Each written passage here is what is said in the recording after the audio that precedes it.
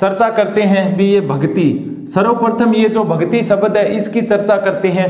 तो ये जो भक्ति शब्द है ये संस्कृत भाषा के भज धातु से बना है। किस संस्कृत भाषा के भज धातु से बना है। और इस भज का जो सामान्य अर्थ समझे तो उसका अर्थ होता है भजन या भजना, भजन या भजना। यानी ये जो भक्ति शब्द है ये संस्कृत के भज धातु से बना है और इस भज धातु का अर्थ होता है भजना या भजना, भजन करना, भजना या किसी देवता की क्या करना, उपासना करना, किसी देवता की क्या उपासना करना। तो प्रिय विद्यार्थियों, जब भारत के अंदर जो 6ठी शताब्दी थी उस 6ठी शताब्दी के अंदर जो बौद्ध एवं जैन धर्म था, उस बौद्ध एवं जैन धर्म का जो कह सकते हैं भी जो धर्म था, उस धर्म का जो झंडा या पताका था वो पूर्ण रूप से पूरे संसार के अंदर फहराया हुआ था। इस जैन और बौद्ध धर्म के अधिक वर्षव के कारण जो हिंदुओं का वैष्णव धर्म था वो वैष्णव धर्म क्या है, पतन की ओर अग्रसर हो चुका था। उसी समय दक्षिणी जो भारत है उस दक्षिणी भारत के अंदर अनेक ऐसे धार्मिक सुधारक आए जिन्होंने धीरे धीरे ये जो वेद यानी जो बौद्ध एवं जैन धर्म का जो परचम लहरा रहा था उसी परचम के साथ साथ में अपना जो हिंदू एक सनातन धर्म है उस सनातन धर्म का भी परचम क्या है धीरे धीरे भारत में लहराना प्रारंभ कर दिया था। तो अब फिर हम चर्चा करते हैं भी जो हिंदू धर्म के अनुसार जो एक व्यक्ति होता है और उस व्यक्ति का जो अंतिम कह सकते हैं भी जो अंतिम इच्छा होती है वो क्या होती है, मोक्ष की प्राप्ति। अंतिम इच्छा क्या होती है, मोक्ष की प्राप्ति, यानी उसको मोक्ष प्राप्त करना। जिस तरह हमारे पुरुषार्थों में कहा गया है, यानी जो हमारे पुरुषार्थ है, धर्म, अर्थ और जो काम और मोक्ष है उनके बारे में जब चर्चा की गई है तो उसके अंदर ये कहा गया है भी एक मनुष्य होता है और उस मनुष्य का जो अंतिम लक्ष्य होता है वो क्या होता है, मोक्ष की प्राप्ति। तो ये जो मोक्ष की प्राप्ति है, इस मोक्ष की प्राप्ति के जो भारतीय हम कह सकते हैं जो धर्मशास्त्री थे या जो अनेक प्रकार के धर्म सुधारक थे, उन धर्म सुधारकों ने 3 मार्ग बताए थे। कितने, यानी मोक्ष प्राप्ति के 3 मार्ग बताए गए हैं। वो कौन कौन से हैं? पहला मार्ग है वे मोक्ष की प्राप्ति ज्ञान के माध्यम से की जा सकती है। दूसरा जो साधन है वो है कर्म के माध्यम से मोक्ष की प्राप्ति की जा सकती है। और तीसरा है भक्ति का माध्यम। तीसरा क्या है, भक्ति का माध्यम। और ये जो भक्ति का माध्यम है ये हम कह सकते हैं भी एक व्यक्ति के मोक्ष की जो प्राप्ति करना चाहता है उसका सर्वप्रथम हम कह सकते हैं भी सबसे सरल और जो सस्ता मार्ग है वो कौन सा है, भक्ति है। अब देखो ये जो ज्ञान है यानी ज्ञान के माध्यम से मोक्ष की कब प्राप्ति होती है और कैसे प्राप्ति होती है, इसके बारे में सबसे ज्यादा जो चर्चा मिलती है वो किस में मिलती है, पुराणों में। पुराणों में ये कहा गया है भी जो मनुष्य है और मनुष्य की जो अंतिम इच्छा मोक्ष की प्राप्ति होती है, उस मोक्ष को प्राप्त करने के लिए व्यक्ति को क्या प्राप्त होना जरूरी है, ज्ञान।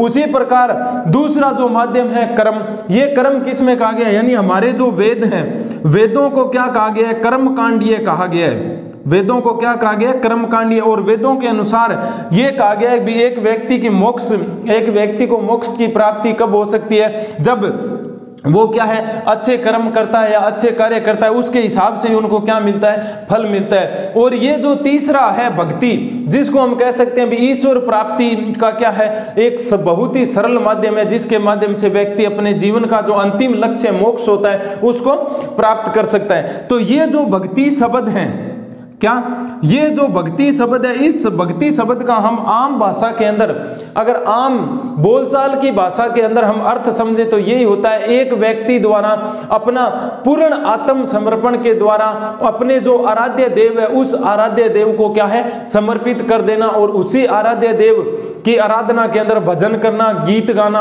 उसके माध्यम से जब व्यक्ति अपना क्या करता है, उस ईश्वर के प्रति आराधना करता है, उनका भजन करता है, उसी के माध्यम से क्या है, वो अपना उस ईश्वर की भक्ति करता है और उस भक्ति का फल उसको क्या मिलता है, मोक्ष की प्राप्ति। तो अब हम चर्चा करते हैं ये जो भक्ति शब्द है, क्या ये जो भक्ति शब्द है, इस भक्ति शब्द का सर्वप्रथम हमको उल्लेख कहाँ मिलता है, तो वो है हमारा श्वेताश्वर। कहाँ मिलता है, श्वेताश्वर उपनिषद है जो श्वेताश्वर जो उपनिषद है, इस श्वेताश्वर उपनिषद में सर्वप्रथम किसकी चर्चा की गई है, भक्ति की चर्चा की गई है। किसकी? भक्ति शब्द की चर्चा की गई है किस उपनिषद में? श्वेताश्वर उपनिषद में। लेकिन इसके अंदर सिर्फ थोड़ी सी ही चर्चा की गई है भी भक्ति के माध्यम से व्यक्ति अपने ईश्वर को प्राप्त कर सकता है और अंतिम जो जीवन का अंतिम जो लक्ष्य होता है मोक्ष, उसको प्राप्त कर सकता है। लेकिन ये जो भक्ति है, इस भक्ति की जब हम विस्तृत व्याख्या की बात करते हैं, किसकी? विस्तृत व्याख्या, यानी भक्ति क्या होती है, इसका विस्तृत व्याख्यान किसके अंदर किया गया है? तो वो है श्रीमद् भागवत गीता। श्रीमद् भागवत गीता। इस श्रीमद् भागवत गीता में पूर्ण रूप से ये जो भक्ति है, इस भक्ति का क्या दिया गया है? विस्तृत व्याख्या की गई है। तो इसी प्रकार हम कह सकते हैं जो ये भक्ति शब्द है, ये संस्कृत के भज धातु से बना है, जिसका अर्थ होता है अपने किसी आराध्य देव की आराधना करना या उसके भजन करना या उसके बारे में गीत। तो हमने साधारण शब्दों में यही समझा भी जो व्यक्ति होता है, व्यक्ति की जो अंतिम इच्छा होती है वो क्या होती है? मोक्ष प्राप्ति। और जो भारतीय धर्मशास्त्री है या जो धर्म सुधार करने वाले या सामाजिक सुधारक जो लोग थे, उन लोगों ने बताया था भी 3 प्रकार से मोक्ष की प्राप्ति की जा सकती है, ज्ञान, कर्म और भक्ति। और इसी प्रकार ये जो भक्ति है, ये भक्ति एक ईश्वर को प्राप्त करने की या अपनी अंतिम इच्छा को पूरी करने की क्या है? यानी एक कह सकते हैं भी सबसे सरल या सीधा साधा मार्ग है। अब देखो, जब भारत के अंदर धीरे धीरे जब मुस्लिम साम्राज्य की स्थापना हो चुकी थी, कब? जब भारत के अंदर 1192 के अंदर जो तराइन का द्वितीय युद्ध भारत के अंदर हुआ था, उसके अंदर जब पृथ्वीराज चौहान की पराजय हो जाती है और मोहम्मद गोरी जो एक तुर्क साम्राज्य की भारत के अंदर स्थापना करता है, उस समय जो भारत था, उस भारत के ऊपर लगभग पूरे भारत के ऊपर मुस्लिम साम्राज्य की स्थापना हो चुकी थी। इस मुस्लिम साम्राज्य के अंतर्गत जो भारतीय हिंदू या जो वैष्णव धर्म था, वो वैष्णव धर्म क्या है? धीरे धीरे पतन की ओर अग्रसर होने लगा था। इसी का फायदा उठाते हुए जो दक्षिणी भारत था, कहाँ? जो दक्षिणी भारत था या जिसको हम बोल सकते हैं द्रविड़, दक्षिणी भारत के अंदर या द्रविड़, यहां से धीरे धीरे क्या हुआ? भक्ति के माध्यम से अपने जो हिंदू धर्म का जो सनातन धर्म था, वो सनातन धर्म जब पतन की ओर अग्रसर हो रहा था, तो उन दक्षिणी भारत के अंदर अनेक ऐसे धर्म सुधारक आए, यानी समाज सुधारक जिसको कह सकते हैं, जिन्होंने क्या है? हिंदुओं का जो प्राचीन या जो पुरातन या जो सनातन धर्म है, उस सनातन धर्म का पुनः फिर क्या है? अपना या कह सकते हैं भी जो अपना परचम है उसको लहराना प्रारंभ कर दिया था। तो ये जो द्रविड़ है, दक्षिण से चल करके ये जो धर्म है वो कहां पहुंचा? कर्नाटक। दक्षिण से चल करके ये धर्म यानी जो भक्ति आंदोलन है वो कहां पहुंचा? कर्नाटक। कर्नाटक से महाराष्ट्र और महाराष्ट्र से धीरे धीरे कहां पहुंचा? गुजरात। तो इस प्रकार हम कह सकते हैं भी जो भक्ति आंदोलन था, वो भक्ति आंदोलन दक्षिणी भारत से लेकर और कहां तक पनपा था? उत्तर भारत की ओर। और ये जो दक्षिणी भारत के अंदर जो पनपा था, इसके अंतर्गत एक बहुत ही समाज सुधारक थे जिसका नाम था गुरु शंकराचार्य। क्या नाम था? गुरु शंकराचार्य ने अपना एक जो अद्वैतवाद का मत दिया था, इस अद्वैत जो एक मत दिया था, इस अद्वैत मत के माध्यम से अपना जो भारत के अंदर जो भक्ति परंपरा थी, उस भक्ति परंपरा को धीरे धीरे अपने उत्थान की ओर लेकर चल पड़े थे। इसी प्रकार रामानुजाचार्य से लेकर के दक्षिण से कर्नाटक, कर्नाटक से महाराष्ट्र, महाराष्ट्र से गुजरात होते हुए पूरे उत्तरी भारत में इसका वर्चस्व फैल चुका था। उस समय जब भारत के अंदर मुस्लिम साम्राज्य की जब स्थापना हो चुकी थी, तो उस समय ये जो हमारा भारत था, इस भारत के अंदर यानी धर्म के नाम पर क्या है? धर्म के नाम पर 2 महत्वपूर्ण संप्रदाय हुए थे। कौन से? 2 महत्वपूर्ण संप्रदाय, जिसके अंदर एक संप्रदाय था अलवार और दूसरा संप्रदाय था नयनवार। दूसरा संप्रदाय कौन सा था? नयनवार। तो ये जो अलवार संप्रदाय के जो व्यक्ति थे, वो किस धर्म के माने जाते थे? वैष्णव धर्म के, यानी ये लोग विष्णु की उपासना करते थे। तथा ये जो नयनवार थे, ये क्या थे? शैव संप्रदाय को मानने वाले थे। किस संप्रदाय को? शैव संप्रदाय। और शैव ये सीधी सी अगर आम भाषा में समझे तो इसका अर्थ है ये भगवान विष्णु को मानने वाले थे और ये भगवान शिव को मानने वाले थे। इसी प्रकार दक्षिणी भारत से धीरे धीरे जो धर्म के नाम पर लोगों के साथ में जो भेदभाव किया जाता था, ऊंच नीच की भावना थी, अनेक प्रकार के ऐसे धर्म को सुधारने वाले लोग आए, जिस तरह गुरु नानक देव जी थे, कबीर जी थे, चैतन्य महाप्रभु थे, इस प्रकार के अनेक माधवाचार्य, अनेक समाज सुधारक आए, जिन्होंने जो हिंदू धर्म का धीरे धीरे क्या है पतन हो रहा था, उस पतन से उठा करके और उनको एक हम कह सकते हैं भी पुनरुत्थान की ओर लेकर के चले थे। तो इसी प्रकार हम कह सकते हैं भी जो हिंदू जो सनातन धर्म था, जब वो गर्त की ओर जा रहा था, तो उसको उठाने के लिए दक्षिणी भारत से लेकर के और पूरे उत्तरी भारत के अंदर एक आंदोलन चलाया गया था। दक्षिणी भारत से लेकर पूरे भारत के अंदर कह सकते हैं एक आंदोलन चलाया था। यही आंदोलन क्या कहलाया था? भक्ति आंदोलन। और इस भक्ति आंदोलन को हवा दी गई थी किस धर्म के द्वारा? यानी कह सकते हैं ये भक्ति आंदोलन था। इस भक्ति आंदोलन को धीरे धीरे आगे बढ़ाने का कार्य किसने किया था?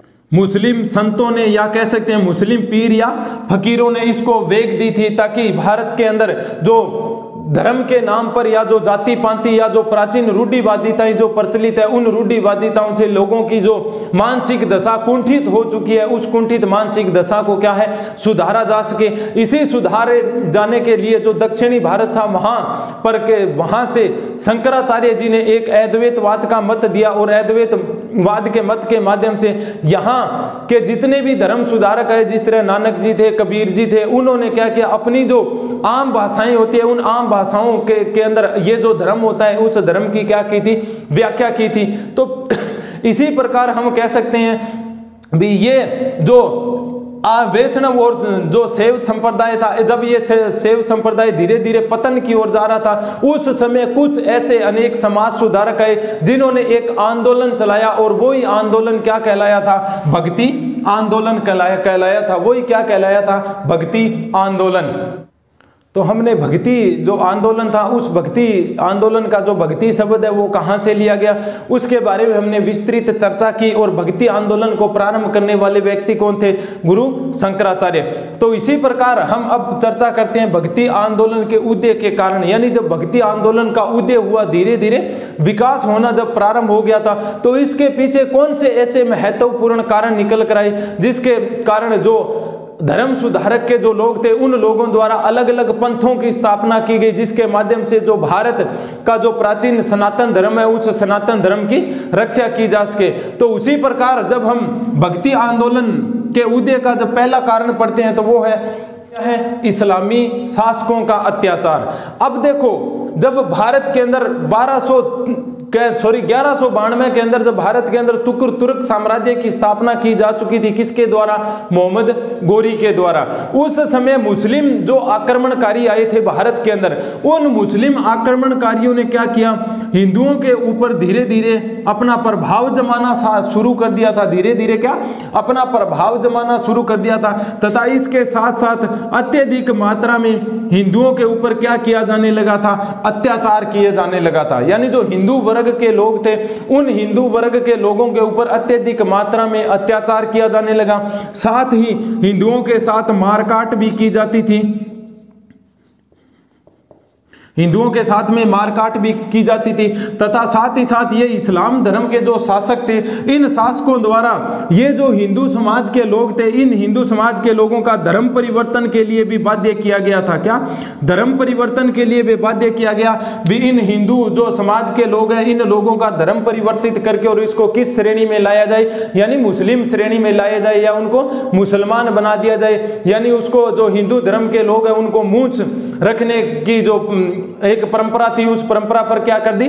पाबंदी लगा दी थी। इस कारण ये जो इस्लामी शासकों द्वारा जब हिंदू जनता के ऊपर अत्याचार किया जाने लगा, भारतीय जो हिंदू मंदिर थे, उन मंदिरों के अंदर जो हिंदू देवी देवताओं की जो मूर्तियां थी, उन मूर्तियों को भी मुस्लिम शासकों द्वारा या मुस्लिम जो आक्रमणकारी जो आक्रांता थे, उनके द्वारा हिंदू मंदिर एवं मूर्तियों को ध्वस्त किए जाने लगा। इसके कारण जो अत्याचार होने लगा था, इसी अत्याचार का एक परिणाम निकल कर आया, और वो परिणाम क्या था? भक्ति आंदोलन। यानी इसी इस्लामी शासकों के अत्याचार का जो परिणाम था, वो परिणाम क्या निकला? भक्ति आंदोलन। यानी इसी भक्ति के माध्यम से अपने जो हमारे हिंदू मंदिरों की जो या जो देवी देवताओं की क्या है मुस्लिम आक्रांताओं द्वारा जो मंदिरों को तोड़ा जा रहा है या जो मूर्तियों का खंडन किया जा रहा है या जो हिंदू धर्म है उन हिंदू धर्म के लोगों को जबरदस्ती से क्या बनाया जा रहा है मुसलमान, इन लोगों की जो मानसिक दशाएं हैं उन मानसिक दशाओं को सिर्फ किसके माध्यम से बदला जा सकता है? भक्ति आंदोलन के माध्यम से। क्यों? क्योंकि ईश्वर की सत्ता को या ईश्वर को प्राप्त करने का मनुष्य का जो सबसे सरल मार्ग होता है वो कौन सा होता है? भक्ति ही होती है। और भक्ति के माध्यम से ही व्यक्ति क्या है अपने ईश्वर का उपासना करता है, ईश्वर की क्या करता है अर्चना करता है, पूजा करता है, और उसी के माध्यम से अपने जो मन होता है उस मन के अंदर यानी उस ईश्वर की एक प्रतिमा बना लेता है और उसी प्रतिमा के माध्यम से उसको क्या है उसका पूजन करता है। तो पहला कारण क्या है? इस्लामी शासकों का जो अत्याचार। दूसरा जो महत्वपूर्ण कारण उभर कर आता है वो है आश्रय की खोज। आश्रय का मतलब होता है सहारा।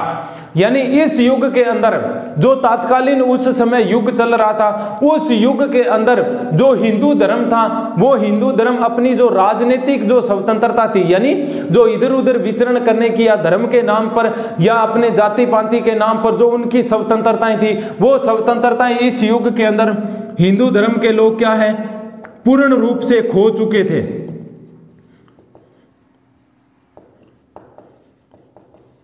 पूर्ण रूप से अपने हिंदू धर्म को क्या है खो चुके थे तथा हिंदू धर्म को खोने के बाद में जो मुस्लिम शासकों या आक्रमणकारियों या जो मुस्लिम धर्म का जो शिकंजा था वो शिकंजा धीरे धीरे अब क्या है हिंदू वर्ग के लोगों के ऊपर क्या है कसता जा रहा था। ऐसे समय के अंदर जो भारतीय हिंदू धर्म के जो लोग थे उन लोगों को क्या है पराधीनता के एक बंधन में बांध दिया गया था। किसके द्वारा? मुस्लिम शासकों के द्वारा। यानी जो एक परतंत्रता है या जो गुलामी है जो दास्ता है उनकी बेड़ियां धर्म के नाम पर हिंदू धर्म के लोगों के पैरों में डाल दी गई थी। इसी जो पराधीनता थी इस पराधीनता के बंधन से मुक्त होने के लिए क्या है इस पराधीनता के जो बंधन थे उस बंधन से मुक्त होने के लिए भारत के अंदर अनेक ऐसे धर्म सुधारक आए जिन धर्म सुधारकों ने हिंदू धर्म का उत्थान करने के लिए जिस मार्ग को अपनाया था वो मार्ग क्या कहलाया था? भक्ति आंदोलन। तीसरा जो महत्वपूर्ण कारण है वो है क्या है? नए मार्ग की आवश्यकता। अब देखो हिंदू धर्म के लोगों को एक नए मार्ग की आवश्यकता क्यों पड़ी? क्योंकि जो मुस्लिम साम्राज्य भारत के अंदर क्या है जब स्थापित हो चुका था उस समय जो हिंदू धर्म के जो लोग थे उन हिंदू धर्म के लोग की जो भक्ति भावनाएं थी वो भक्ति भावनाएं क्या है यानी जो मुस्लिम धर्म था उस मुस्लिम धर्म ने जो हिंदुओं की जो एक प्रगति थी उस प्रगति के रूप में हम प्रगति के अंदर एक राह का रोड़ा बन चुकी थी। कौन सा? यानी जो मुस्लिम धर्म है वो क्या है एक रास्ते का रोड़ा बन चुका था तथा हिंदुओं के जो चेहरे थे उन चेहरों के ऊपर क्या है निष्क्रियता छा गई थी। भी अब क्या किया जाए? क्योंकि मुस्लिम आक्रमणकारी भारतीय हिंदू मंदिरों को तोड़ते जा रहे थे। उसके अंदर जो देवी देवताओं की जो आराध्य मूर्तियां थी उन मूर्तियों को भी उन्होंने तोड़ दिया था। तो उसी समय जब हिंदू धर्म के लोग क्या है अब एक नए मार्ग यानी एक अपने ईश्वर की रक्षा या अपने जो धर्म है उस धर्म की रक्षा करने के लिए किसके एक नए मार्ग की खोज में लगे थे। और वो नया मार्ग क्या निकल कर आया था? भक्ति आंदोलन। यानी इस भक्ति आंदोलन के माध्यम से ही हिंदू धर्म के लोग क्या है अपने यानी इसी भक्ति आंदोलन के माध्यम से ही हिंदू धर्म के लोग क्या है अपने धर्म की रक्षा कर सकते हैं। चौथा जो महत्वपूर्ण कारण है वो क्या है? यह सरल मार्ग था। अब देखो ज्ञान की प्राप्ति के लिए ये जो भक्ति का जो माध्यम होता है ये भक्ति का माध्यम सबसे सरल होता है। क्यों? क्योंकि भक्ति का कोई रूप नहीं होता है, भक्ति का कोई प्रारूप नहीं होता है। जो भी व्यक्ति जिस धर्म को मानता है वो उस धर्म के अपने देवी देवताओं की एक मूर्ति को रख के और उसके अंदर प्रत्यक्ष रूप से क्या है अपने ईश्वर का क्या है दास्ता यानी अपने ईश्वर की क्या है उसके अंदर आस्था रख के और पूर्ण रूप से अपना क्या है आत्म समर्पण कर देता है उस ईश्वर के प्रति। और जब उसको कहीं पर भी उस ईश्वर के बारे में कहीं पर भी भजन या जब गीत सुनाई देता है तो उस भजन या गीत के माध्यम से उसकी जो कह सकते हैं जो आंतरिक शक्तियां होती है उस आंतरिक शक्तियां जिस भी देवी देवता का जो गीत चल रहा है उसी गीत के हिसाब से वो क्या है अपनी जो आंतरिक शक्तियां उसको आत्म समर्पित कर देता है उस ईश्वर के प्रति। तो उसी प्रकार हम कह सकते हैं ये जो मार्ग था ये सरल कैसा था? दक्षिणी भारत के अंदर एक समाज सुधारक आए थे जिसका नाम था शंकराचार्य। इस शंकराचार्य ने अपना एक मत दिया था और वो मत क्या कहलाया था? अद्वैतवाद। मत क्या कहलाया था? अद्वैतवाद। अब ये अद्वैतवाद जो मत दिया गया था किसके द्वारा? शंकराचार्य द्वारा। जब अद्वैत मार्ग यानी अद्वैत मत का जब प्रचलन कर दिया गया था, तो ये जो यहाँ की आम जनता थी, इन आम जनता के समझ से बाहर था क्या भी ये अद्वैतवाद क्या होता है। यानी अद्वैतवाद यहाँ की जो आम जनता थी उस आम जनता से क्या था? ये बस से बाहर था भी ये अद्वैतवाद क्या होता है। तो इसी प्रकार जब शंकराचार्य ने अद्वैतवाद का जो संप्रदाय है उस संप्रदाय का जब क्या भारत के अंदर प्रतिपादन कर दिया था, तो ये जो यहाँ की साधारण जनता थी उस साधारण जनता के समझ से क्या था? परे था। इसी के परिणाम स्वरूप जब धीरे धीरे भारत के अंदर मध्य युग आया, कब? धीरे धीरे जब भारत के अंदर मध्य युग आया, तो मध्य युग के जो समाज सुधारक आए, मध्य युग के जो लोग आए, उन लोगों ने धर्म को मानने या जो धर्म की जो प्रचलित व्याख्या थी, क्या धर्म की जो प्रचलित व्याख्या थी उस व्याख्या को किस भाषा में समझाया? आम भाषा के अंदर। यानी जो लोगों की जो आम भाषा है उन भाषाओं के माध्यम से ये जो भक्ति है, इस भक्ति के माध्यम से ही क्या है? अनेक आंदोलन चलाए गए। यानी जो ईश्वर को प्राप्ति का जो सबसे सरल मार्ग है वो क्या है? भक्ति है। तो इस कारण जो चौथा महत्वपूर्ण पॉइंट है वो क्या है? यह सरल मार्ग था किसका? ईश्वर की भक्ति को प्राप्त करने का। तो पांचवा जो महत्वपूर्ण कारण है वो क्या है? समन्वय की भावना। अब देखो समन्वय की भावना कैसे पनपी? क्यों? क्योंकि इस भक्ति आंदोलन के अंदर हिंदू प्लस मुस्लिम धर्म के जो धर्म सुधारक थे, क्या हिंदू और मुस्लिम दोनों धर्मों के जो धर्मों को सुधारने वाले व्यक्ति थे, या जो सामाजिक जो कुरीतियां थी या जो अंधविश्वास थे या जो आडंबर चल रहे थे, उन आडंबरों को क्या है यानी खंडन करने का हिंदू और मुस्लिम धर्म के दोनों लोगों ने क्या किया? इसका खंडन किया। इसी के कारण यानी अब जब मुस्लिम और जो हिंदू धर्म के जो लोग थे, अब ये लोग धर्म के नाम पर धीरे धीरे क्या आने लगे थे? एक दूसरे के निकट आने लगे थे। क्यों? क्योंकि जो हिंदू धर्म के अंदर बुराइयां थी वो बुराइयां किस धर्म के अंदर भी थी? मुस्लिम धर्म के अंदर भी थी। इसी प्रकार भारत के अंदर अनेक ऐसे मुस्लिम धर्म के हम कह सकते हैं भी आचार्य हुए या मुस्लिम धर्म के अनेक ऐसे समाज सुधारक हुए हैं जिनको आज भी वर्तमान समय में यानी प्रथाएं चल रही है उनकी, और उनका क्या है? मुस्लिम और हिंदू धर्म के दोनों लोगों द्वारा क्या किया जा रहा है? गुणगान किया जा रहा है। अब जब हिंदू और मुस्लिम धर्म के लोग धीरे धीरे निकट आने लगे, तो निकट आने के साथ साथ में जो यहाँ भारत की जो सांस्कृतिक एकता थी, उस सांस्कृतिक एकता के जो विचार थे, उन विचारों का भी हिंदू और मुसलमानों में क्या है? आदान प्रदान होने लगा था। किसका? भारतीय संस्कृति की जो एकता है उस एकता का भी क्या है? आदान प्रदान होने लगा था। तथा ऐसी परिस्थितियों में ये जो दोनों जातियां थी, कौन कौन सी? हिंदू और मुस्लिम धर्म, जो दोनों जातियां थी वो दोनों जातियां एक दूसरे के निकट आने लगी, और इसी निकटता का महत्वपूर्ण परिणाम क्या निकल कर आया? वो था क्या? भक्ति आंदोलन। वो क्या था? भक्ति आंदोलन। और इसी भक्ति आंदोलन के माध्यम से लोगों के अंदर हिंदू और मुसलमानों की जो धार्मिक कट्टरता थी, उस धार्मिक कट्टरता का धीरे धीरे क्या है? पतन होना प्रारंभ हो गया था, और धीरे धीरे लोगों के अंदर दोनों धर्मों के प्रति समन्वय या क्या है? समानता की भावनाएं आने लग गई थी। तो पांचवा महत्वपूर्ण पॉइंट क्या है? समन्वय की भावना। छठा जो महत्वपूर्ण कारण है वो क्या है? धर्म व समाज की जटिलता। अब देखो धर्म और समाज की जटिलता कैसे थी उस समय? क्योंकि उस समय हमारा जो तत्कालीन यानी जो समाज था, यानी उस समय हमारा जो तत्कालीन समाज था, ये तत्कालीन समाज अनेक कुरीतियों, अंधविश्वासों, अंधविश्वासों व आडंबरों यानी ये जो तीन परिस्थितियां थी, इन परिस्थितियों का भारतीय समाज क्या हो चुका था? शिकार हो चुका था। किसके कारण? क्यों? क्योंकि भारत के अंदर जो मुस्लिम जो लोग आए, उन लोगों ने भारत के ऊपर अपना जो मुस्लिम धर्म था, उस मुस्लिम धर्म को भारतीय लोगों की मनसा पर क्या है, थोपने का कार्य किया। लेकिन जो प्राचीन कालीन जो रूढ़िवादिताएं, जो कुरीतियां, अंधविश्वास और जो आडंबर थे, वो किसके अंदर प्रचलित थे? समाज के अंदर प्रचलित हो चुके थे। प्राचीन जो रूढ़िवादियां थी, उनकी मान्यताएं क्या थी, उस समय ज्यादा थी।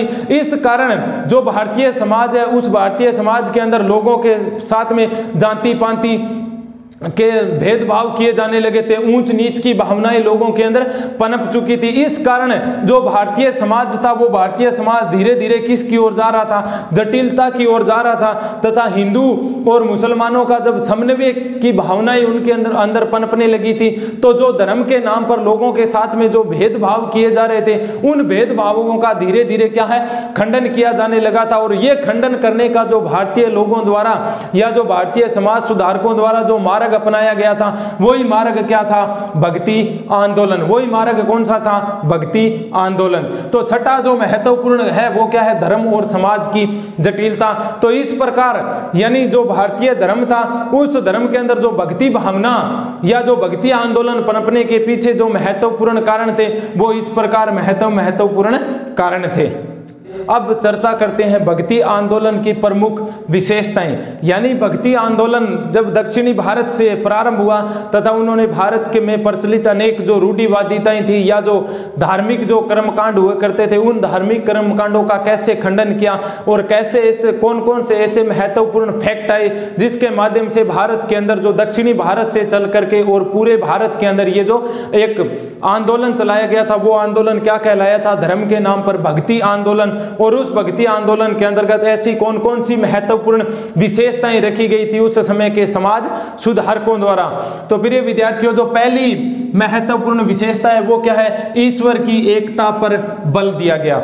यानी ईश्वर की एकता पर बल, यानी जो हिंदू यानी जो भक्ति आंदोलन चला था, उस भक्ति आंदोलन के माध्यम से ईश्वर जो एक है, उस ईश्वर यानी जो अनेक नामों से उस ईश्वर को पुकारा जाता है। जिस तरह हिंदू धर्म के अंदर भगवान कहते हैं, चाहे रब कह दो, चाहे कुछ और भी नाम हो, उसी प्रकार हिंदू जो मुसलमान धर्म है, उस मुसलमान धर्म के अंदर ये जो ईश्वर होता है, उस ईश्वर को अल्लाह या खुदा के नाम से पुकारा जाता है। लेकिन ये जो धर्म सुधारक के जो लोग थे, उन धर्म सुधारक के लोगों ने चाहे उन्होंने ऐसा सोचा भी, ये जो चाहे मुसलमान लोग जो उसको अल्लाह कहे या खुदा कहे, उसी प्रकार हिंदू धर्म के जो भगवान है या करतार, ये सभी क्या है? ईश्वर के ही अलग अलग रूप है, लेकिन जो ईश्वर क्या है, वो ईश्वर क्या है? एक ही है। उसी प्रकार धर्म सुधारक के लोगों ने क्या है? ईश्वर की एकता पर क्या दिया? बल दिया था। दूसरी जो महत्वपूर्ण विशेषता है वो क्या है? ईश्वर की भक्ति पर बल। यानी जो धर्म सुधारक के जो लोग थे, चाहे वो निर्गुण संप्रदाय के हो, चाहे वो सगुण संप्रदाय के हो, उन सभी लोगों ने किसके ऊपर अत्यधिक बल दिया था? ईश्वर की भक्ति पर। यानी अपने ईश्वर को अपना आराध्य मानकर और पूर्ण रूप से आत्म समर्पण से क्या है? उसकी आप भक्ति करो, उसकी पूजा अर्चना करो। तो दूसरी महत्वपूर्ण विशेषता क्या है? ईश्वर की भक्ति पर बल। तीसरा जो महत्वपूर्ण विशेषता है वो क्या है? आत्म समर्पण पर बल। यानी आत्म समर्पण का मतलब होता है किसी ईश्वर की आराधना या किसी ईश्वर की मूर्ति के अंदर खुद को इतना झोंक देना, यानी तन मन धन से उस ईश्वर को प्राप्त करने के लिए खुद को उसके आगे या उसके चरणों में क्या है? समर्पित कर देना। यानी उसको हमेशा यही भाव हो भी मेरा ईश्वर मेरे साथ में हो। तो भक्ति आंदोलन के जो लोग थे, उन्होंने सबसे ज्यादा बल किस पर दिया था? आत्म समर्पण की भावना पर, यानी अपने आप को ईश्वरीय सत्ता के अंदर झोंक देना। चौथी जो महत्वपूर्ण विशेषता क्या है? गुरु की महत्ता पर बल। यानी जो भक्ति आंदोलन के जो लोग थे, उन्होंने सबसे ज्यादा जो बल दिया वो किसके ऊपर? गुरु की महत्ता पर। क्यों? क्योंकि यही कहा जाता है भी एक व्यक्ति होता है, अगर उसको ज्ञान की प्राप्ति करनी है, यानी जो अपना आध्यात्मिक ज्ञान होता है, उस आध्यात्मिक ज्ञान को अगर प्राप्त करना है तो उसको एक क्या है? गुरु की आवश्यकता होगी। और वो गुरु ही उसको क्या है? एक सच्चे ज्ञान का क्या मार्ग दिखला सकता है। तो इस प्रकार भक्ति आंदोलन के जो लोग थे, उन लोगों ने सबसे ज्यादा किस पर यानी सबसे ज्यादा किस पर जोर दिया? गुरु की महत्ता पर। अगला जो पांचवी महत्वपूर्ण विशेषता है वो है पाखंडों तथा आडंबरों का विरोध किया।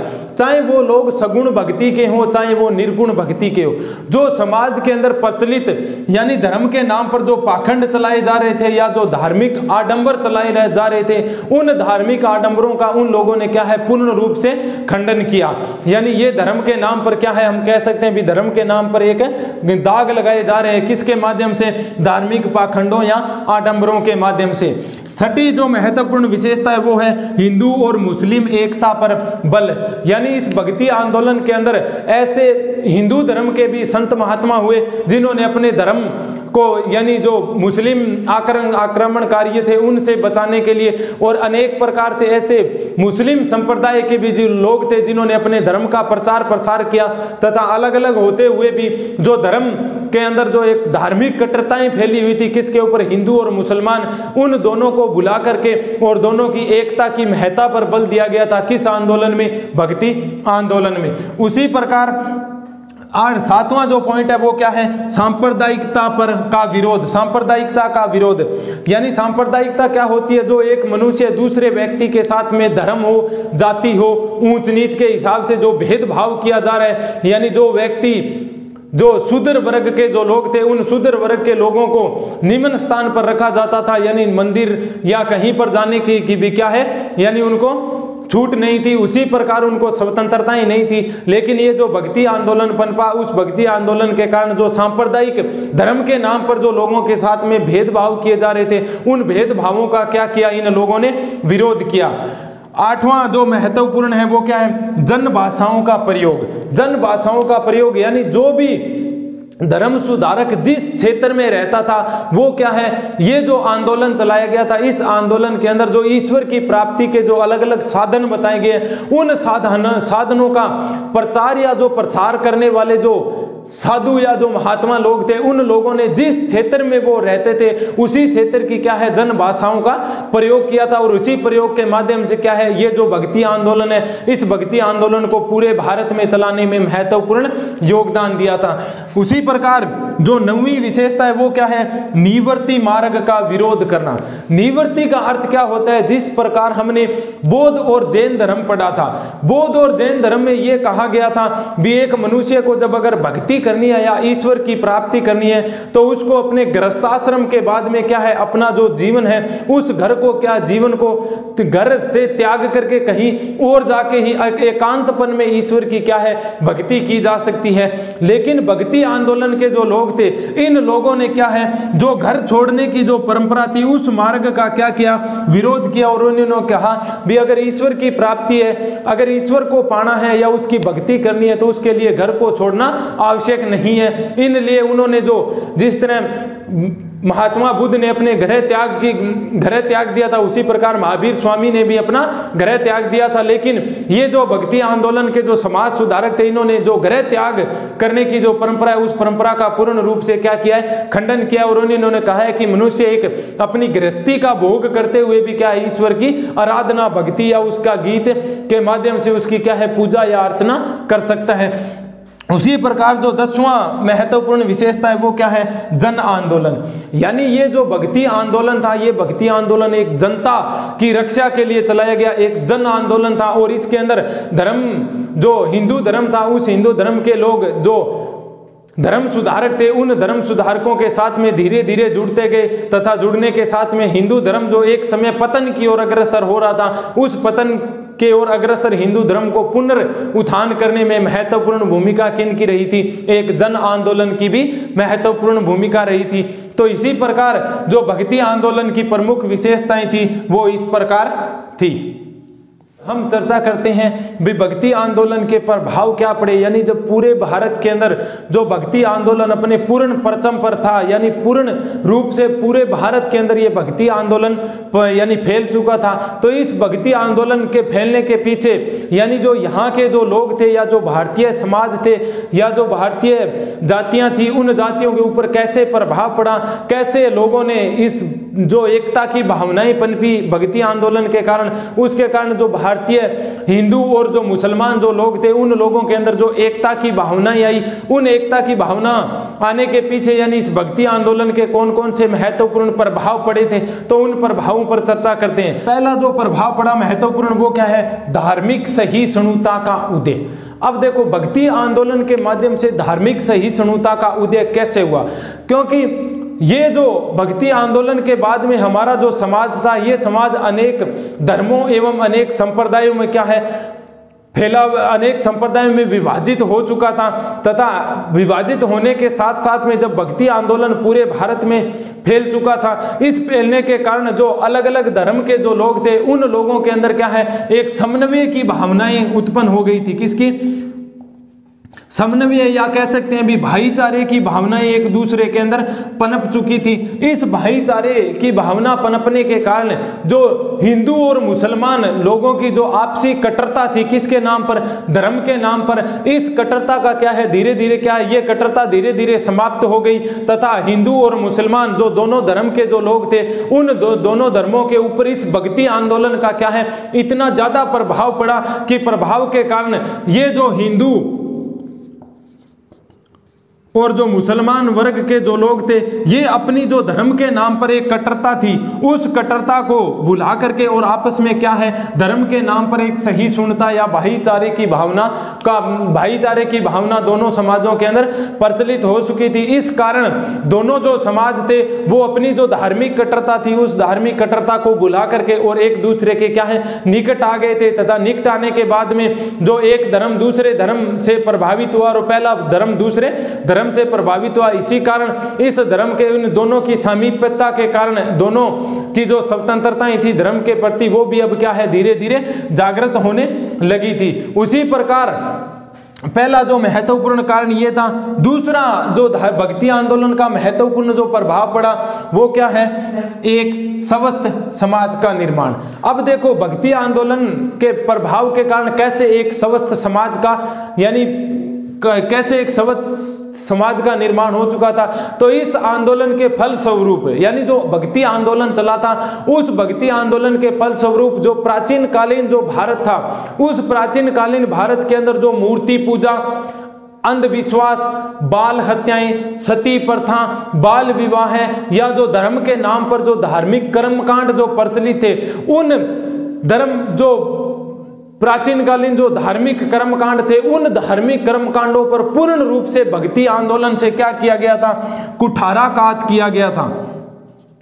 कुठाराघात किया गया था यानी इस आंदोलन के माध्यम से जो भारतीय समाज के अंदर प्रचलित सती प्रथा थी, जो बाल विवाह था या जो मूर्ति पूजा की जो प्राचीन कालीन परंपराएं चल रही थी उन परंपराओं का क्या है पूर्ण रूप से खंडन किया गया था। इस खंडन होने के कारण जो भारतीय समाज था वो भारतीय समाज अब क्या होना शुरू हो गया था, धीरे धीरे स्वस्थ होना प्रारंभ हो गया था, तथा इस भक्ति आंदोलन के माध्यम से वो अपना जो एक प्राचीन काल समय से लेकर और जब मुस्लिम आक्रमणकारी या जो मुगल भारत के अंदर है उस समय अपनी जो धर्म के नाम की जो सहिष्णुता थी उस सहिष्णुता को जब वो खो चुके थे तो वो सहिष्णुता इस भक्ति आंदोलन के माध्यम से उनको पुनः प्राप्त हुई। इस कारण जो समाज प्राचीन जो रूढ़िवादिताएं जो प्रथाएं चल रही थी उन प्रथाओं से जो यानी इन लोगों ने जब उनका विरोध किया तो ये प्रथाएं धीरे धीरे भारतीय समाज से क्या है समाप्त होने लगी थी। इस कारण जो भारतीय समाज है वो अब क्या है स्वस्थता की ओर प्रारंभ हो चुका था।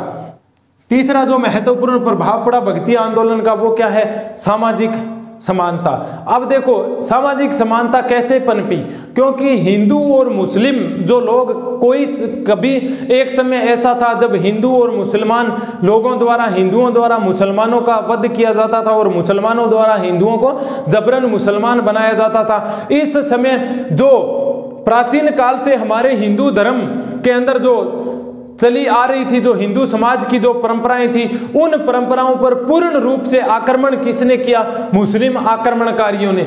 लेकिन यहाँ जो भारतीय हिंदू धर्म था उसके अंदर जो प्राचीन कालीन से निरंतर या दीर्घ काल से जो क्या है प्रथाएं चली आ रही थी, इस प्रथाओं के अंदर जो जिस तरह जाति पाति के नाम पर भेदभाव, ऊंच नीच की भावनाओं के नाम पर भेदभाव, धर्म के नाम पर भेदभाव, इन सब चीजों का क्या है, इस भक्ति आंदोलन में क्या किया, खंडन किया गया था। इसी खंडन के कारण जो भारतीय समाज थे, उन भारतीय समाज के अंदर जो सामाजिक प्रथाएं चल रही थी, उन सामाजिक प्रथाओं का विरोध किया गया था भक्ति आंदोलन के जो लोग थे या जो समाज सुधारक थे।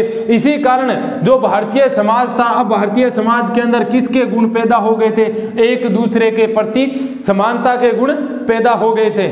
चौथा जो महत्वपूर्ण कारण है, प्रभाव है, वो क्या है, नवीन शक्ति का प्रसार। अब देखो हिंदू धर्म के अंदर कैसे नवीन शक्ति का प्रसार हुआ, क्यों, नवीन शक्ति का प्रसार होने के पीछे जो महत्वपूर्ण कारण था वो क्या था, भक्ति आंदोलन। महत्वपूर्ण कारण था वो क्या था, भक्ति आंदोलन। अब देखो इस भक्ति आंदोलन से भारतीय जो जनता थी या जो भारतीय समाज था, उस समाज के अंदर नवीन शक्ति का कैसे संचार हुआ, क्यों, क्योंकि ये जो भक्ति आंदोलन जब से चलाया गया था, इसके अंदर अनेक प्रकार के, जिस तरह अनेक जो ईश्वर के अनेक रूपों के रूप में उनकी पूजाएं की जा रही थी, धर्म के नाम पर लोगों को भड़काया जा रहा था, भी हिंदू धर्म ये है, मुस्लिम धर्म ये है, दोनों में सर्वश्रेष्ठ मुस्लिम आक्रमणकारियों द्वारा मुस्लिम धर्म को बनाया गया था। तो ये जो प्राचीन कालीन जो रूढ़िवादिताएं चली आ रही थी, इन रूढ़िवादिताओं ने जो हिंदू धर्म के जो लोग थे, इन हिंदू धर्म की लोगों की जो सोच थी, उस सोच पर पूर्ण रूप से अपना प्रभाव डाल दिया था। लेकिन जैसे ही भारत के अंदर क्या है, जो हिंदू धर्म के अंदर जो भक्ति आंदोलन का प्रारंभ हुआ, उस भक्ति आंदोलन के माध्यम से लोगों ने ये जाना भी हमारा धर्म कौन सा है, इस धर्म की हम रक्षा कैसे कर सकते हैं। इसी रक्षा करने के पीछे जो महत्वपूर्ण जो कारण पर निकल कर आए थे, वो निकल कर किस आंदोलन से आए थे, भक्ति आंदोलन। और इसी भक्ति आंदोलन के माध्यम से जो लोगों की सोच थी, उस सोच के अंदर क्या है, एक नवीन शक्ति का क्या है, संचार हुआ। और इसी नवीन शक्ति के माध्यम से अब वो क्या है, अपना जो हिंदू धर्म है, उस हिंदू धर्म की क्या कर सकते हैं, रक्षा कर सकते हैं। तो हिंदू धर्म के अंदर जो नवीन शक्ति का जो प्रचार हुआ, उसका भी महत्वपूर्ण प्रभाव पड़ा, किससे, भक्ति आंदोलन से। फिर अब देखो भारतीय राजनीति पर भी इसका कैसे प्रभाव पड़ा, क्यों, क्योंकि ये जो आंदोलन चला था, कौन सा, भक्ति आंदोलन चला था, इस भक्ति आंदोलन के कारण अनेक ऐसी, जिस तरह मराठे थे, सिख थे या सिख थे, और अनेक प्रकार की, जिस तरह राजपूत थे, अनेक जातियों ने जन्म लिया। किसके कारण, इस भक्ति आंदोलन के कारण मराठे, सिख तथा अनेक जातियों ने क्या है, जन्म लिया। ये जातियां क्या कर रही थी, इकट्ठा होकर के किसका सामना कर सकती थी, मुगलों का सामना कर सकती थी। इस कारण हम कह सकते हैं भी राजनीतिक क्षेत्र पर जब प्रभाव पड़ा तो मराठे और सिखों का क्या है, उद्भव हुआ। और इन मराठों और सिखों ने मिलकर के किसका महत्वपूर्ण रूप से किसका सामना किया, मुगलों का सामना किया। तथा इसी आंदोलन के सहारे क्या है, ये जो भक्ति आंदोलन था, इसी भक्ति आंदोलन के सहारे हमारे जो दक्षिणी भारत हैं, क्या हमारा जो दक्षिणी भारत है, इस दक्षिणी भारत के अंदर एक साम्राज्य है जिसका नाम है विजयनगर। क्या है, विजयनगर साम्राज्य था। ये विजयनगर जो साम्राज्य था, ये पूर्ण रूप से क्या था, हिंदू साम्राज्य था। क्या, पूर्ण रूप से हिंदू साम्राज्य था। तो हम कह सकते हैं भी दक्षिणी भारत के अंदर जब ये विजयनगर जो साम्राज्य था, इस साम्राज्य का फला फूला या पनपने के पीछे भी कौन सा महत्वपूर्ण कारण था, या किसका सर्वाधिक प्रभाव पड़ा था, भक्ति आंदोलन का। क्यों, क्योंकि ये जो विजयनगर जो राज्य था, ये विजयनगर राज्य पूर्ण रूप से क्या है, हिंदू साम्राज्य था। और इसी विजयनगर साम्राज्य का जो फल फूलने के पीछे जो कारण या कह सकते हैं जो प्रभाव पड़ा, वो किसका था, भक्ति आंदोलन का ही प्रभाव था। छठा जो महत्वपूर्ण प्रभाव पड़ा वो कौन सा है, प्रांतीय भाषाओं का प्रोत्साहन। अब देखो भक्ति आंदोलन से प्रांतीय भाषाओं को कैसे प्रोत्साहन मिला, किस आंदोलन से, भक्ति आंदोलन से। क्यों, क्योंकि भक्ति आंदोलन के माध्यम से जिस भी क्षेत्र के जो समाज सुधारक थे, उन समाज सुधारकों ने वहां की जो अपनी आम भाषाएं थी, उन आम भाषाओं के अंदर ही अपने धर्म का क्या किया, प्रचार प्रसार किया। जिस प्रकार गुजराती भाषा थी, गुजरात के अंदर जो बांग्ला भाषा थी, मराठी जो भाषाएं थी, हिंदी भाषा थी, राजस्थानी भाषाएं थी, इन सब का धीरे धीरे क्या है, क्योंकि ये जो धर्म सुधारक के लोग थे, इन धर्म सुधारक के लोगों ने अपने जो धार्मिक ग्रंथ लिखे थे, उन धार्मिक ग्रंथों के अंदर वहां की जो क्षेत्रीय भाषाएं थी, उन क्षेत्रीय भाषाओं का समावेश किया किसमें, अपने धार्मिक ग्रंथों के कारण। इस कारण जो आम क्षेत्र या जो प्रांतों की भाषा थी, उस प्रांतों की भाषा को भी धीरे धीरे लोगों के सामने मुखबिर होने का मौका मिला। क्या होने का मौका मिला? लोगों के सामने मुखबिर होने का मौका मिला। तथा ये जो प्राचीन ग्रंथ लिखे गए थे, उन ग्रंथों के अंदर जो आम भाषाओं का जो प्रयोग किया गया था, इन आम भाषाओं के माध्यम से वहां की जो आम जनता थी, उन आम जनता को अपने जो हिंदू धर्म के जो ग्रंथ थे, उन ग्रंथों को अपनी ही भाषा में पढ़ने का मौका मिला। तो इस प्रकार जो छठा महत्वपूर्ण प्रभाव पड़ा वो क्या है? प्रांतीय भाषाओं को प्रोत्साहन। यानी जो सातवां महत्वपूर्ण प्रभाव पड़ा वो कौन सा है? हिंदू और मुस्लिम एकता को प्रोत्साहन। अब देखो, जब भारत के अंदर भक्ति आंदोलन पनप चुका था, तो इस भक्ति आंदोलन ने जो हिंदू और मुसलमान लोगों के अंदर जो आपसी कट्टरता थी, उस आपसी कट्टरता का क्या है, यानी खंडन किया। तथा खंडन होने के कारण जो हिंदू और जो मुसलमान समाज के जो लोग थे, उन लोगों की एकता को क्या है, इकट्ठे होने का प्रोत्साहन मिला। तथा अपनी जो कट्टरता थी, उन कट्टरता को भूल करके और अपने अपने जो धर्म थे, उस अपने अपने धर्म को यानी भारत के अंदर अपने हिसाब से भारत के अंदर प्रचलित करने का मौका मिला था। किस आंदोलन के माध्यम से? भक्ति आंदोलन के माध्यम से। आठवां जो महत्वपूर्ण प्रभाव पड़ा वो क्या है? नए संप्रदायों का उदय।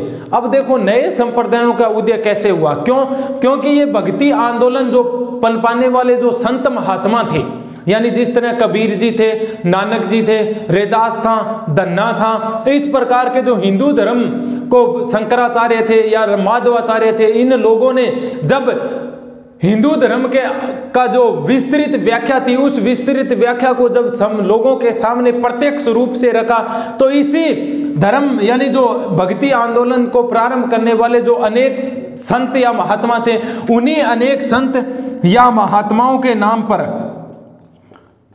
अनेक संतों या महात्माओं के नाम पर नए नए संप्रदायों का उदय हुआ। भक्ति आंदोलन था वो भारतीय इतिहास के अंदर अपना एक महत्वपूर्ण योगदान रखता है। उसका क्या है? एक विशेष महत्व है। विशेष महत्व के साथ में क्योंकि जिसने भारत के समाज के अंदर जो प्रचलित सामाजिक कुरीतियां थी, अंधविश्वासिताएं थी, या जो रूढ़िवादिताएं जो परंपराएं थी, उन रूढ़िवादित परंपराओं का क्या है, भयंकर तरीके से इन लोगों ने क्या है, विरोध किया।